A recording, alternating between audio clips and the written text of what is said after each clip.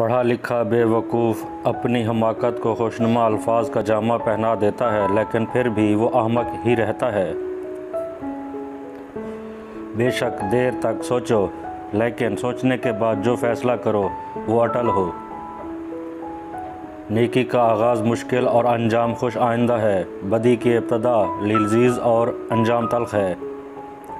برے کام صرف اس لیے برے نہیں کہ وہ ممنوع ہیں، بلکہ اس لیے کہ وہ مضر ہیں۔ محنت کرنے والے گھر میں فاقہ کشی باہر سے جھانکتی ہے، اندر نہیں آ سکتی۔ دولت مند بننے کے لیے راست بازی اور دیانتداری بہترین ذریعہ ہے۔ دولت مند بننے کا راز یہ ہے کہ انسان جتنا کمائے اس سے کم خرچ کرے۔ عورت اپنے شوہر سے اس وقت تک لڑائی یا ضد کرتی ہے جب تک اس سے پیار کی امید ہوتی ہے، اور جب یہ امید ختم ہو جاتی ہے تو وہ لڑنا اور ضد کرنا چھوڑ دیتی ہے۔ یہ ہماری آنکھیں نہیں بلکہ دوسروں کی آنکھیں ہیں جو ہمیں برباد کرتی ہیں۔ اگر سوائے میرے تمام دنیا کے لوگ اندھے ہوں تو میں کبھی بھی عمدہ لباس اور خوشنما سامان کی پرواہ نہ کرتا۔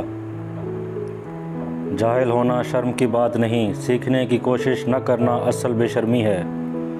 اگر تم اپنے ذہن کو تیز رکھنا چاہتے ہو تو کبھی بھی پیٹ بھر نہ کھاؤ۔ جب بھی آپ پانی کی گہرائی ناپنا چاہتے ہیں تو دونوں پاؤں کا استعمال نہ کرو۔